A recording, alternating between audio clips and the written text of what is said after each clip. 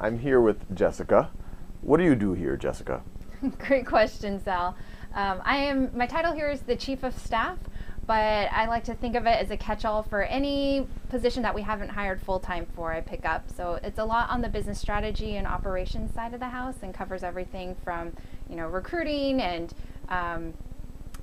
prepping our documentation for our board meetings to going to Costco and picking up the toilet paper if we need it.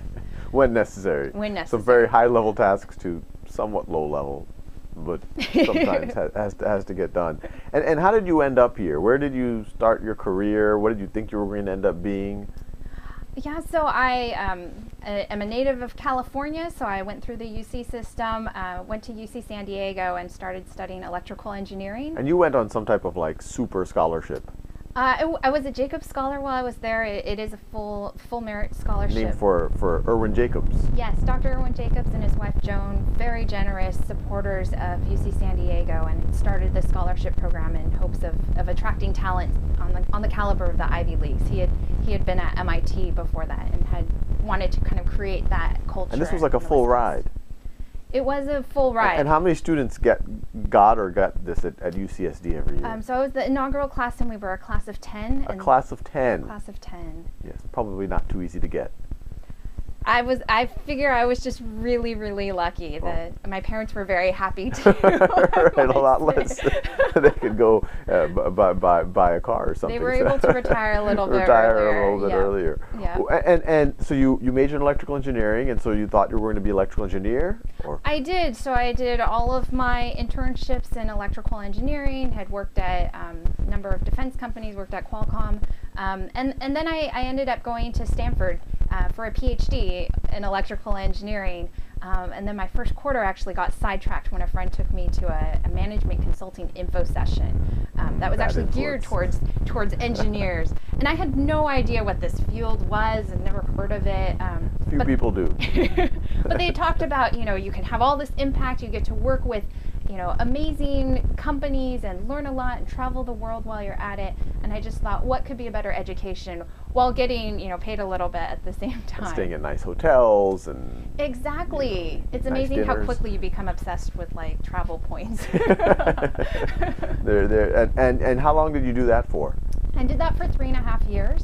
Following my master's, so I went directly from Stanford into McKinsey. So you were now in your early 20s? Mid-20s. Mid-20s now. Mid-20s and what kind of work, how was McKinsey what you expected, or how was it different than you expected, and what kind of stuff did you end up doing? So I ended up focusing on consultancy jargon of operational and organizational transformation, which looks at the operational piece goes into organizations, oftentimes it's technology organizations in my case, and looking at how people did things and thinking of ways they could do it more effectively or more efficiently. So worked with engineers, data centers, executives, and the like.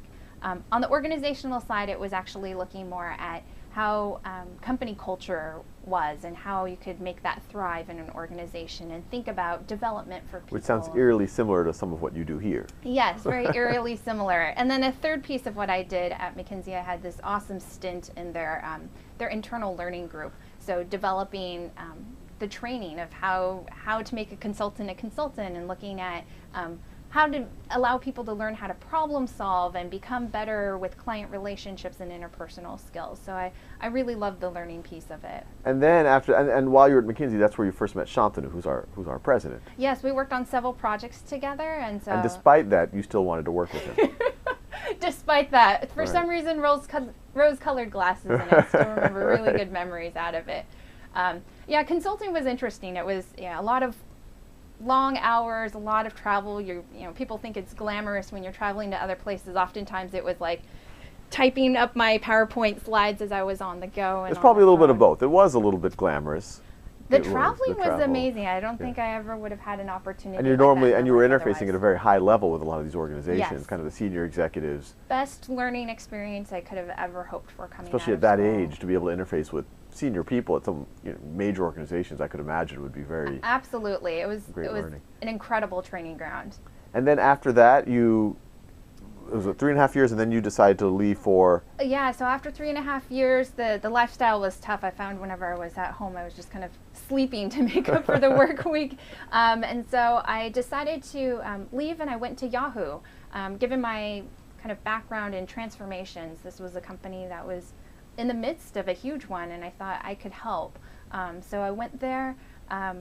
Also was a great actual learning ground for me. I was able to interface with everybody from the engineers to marketing, finance, legal, and just learned about the entire organization and how things worked both on the search side of the house as well as on the advertising side of the house. And you worked with a whole, what type of, you ended up at search? You were I did end up in search. Product manager there? Yes, so I ended up in search as a senior project manager by the time I left. And so that sounded pretty good. So how did you end up here? Yeah. So which now in hindsight is the worst decision you've ever made. Best decision ever. You can pay me $5 after. Yes, no, yes. Yes. So I would have edited out any negative remarks anyway. I had kept in touch with Shantanu, and so he had told me over time about how he was interfacing with this guy named Sal who was making these YouTube videos, and I just thought it was really cool. I checked out the site, seen that we had all these practice modules and some analytics behind it, and just thought what was happening here was awesome. So I offered up my free time and said, hey, I'd love to volunteer. Started doing that, and then right around the time of the TED Talk, things kind of got really crazy for you guys, and I had been helping to try to find actually a different role that you were thinking of hiring at the time, and then when kind of things got crazy, Shantanu said, hey, actually, you might actually be a great fit. I think we realized you were doing more in your free time than we would have expected from all of us. It's like, maybe Jessica's the right person for this. And then you've come, and I mean, it was 18 months ago, but it was like at an early stage. I mean, how many people were we then? Yeah, when I joined, I think I was employee number 6 right after Marcia. She was, really early on. And now we're at what? We're now, I believe we're in our early 30s. Early 30s. Early 30s. There are 32, 30, 31, 32 people, 31, and we have a bunch of interns right now. Yeah, So bunch of awesome interns. we're like 5 times bigger than we were. It's incredible how much we've grown. Yeah, it is incredible. Wow. And what's your takeaway? I mean, what's the experience been like, and where do you think this is going to go? Yeah, so my experience has been phenomenal. I think beyond what I could have I don't hoped. believe you, I'm sure, but anyway, continue. But it's just been amazing. I think the people here are all just so thoughtful and so nice and just awesome. Like, everyone's brilliant but just humble about it.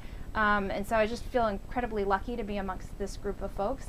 I think as we've grown, we've been able to maintain the quirky, fun culture of, being proactive and thinking epic and, shipping beats perfection, some of our values. We've been really great at keeping that going. As we grow, it's interesting. I think, you once posed the question around where would we be like 500 years from now? What would that ideal picture be like? And I think it'd be awesome if Khan Academy still exists in 500 years, and that we're still completely free, and that that we have all the content that anybody could want to learn. And plug directly into their brain. Yes, by that point, hopefully yes, it's just, plug in and you're done. But I think that would be amazing if we could leave something for future generations to be able to use and have a resource that, at this point in time seemed unthinkable that it would be free and that anybody could access that quality of education. You're inspiring me, Jessica. Oh, well, the feeling's mutual, Sal.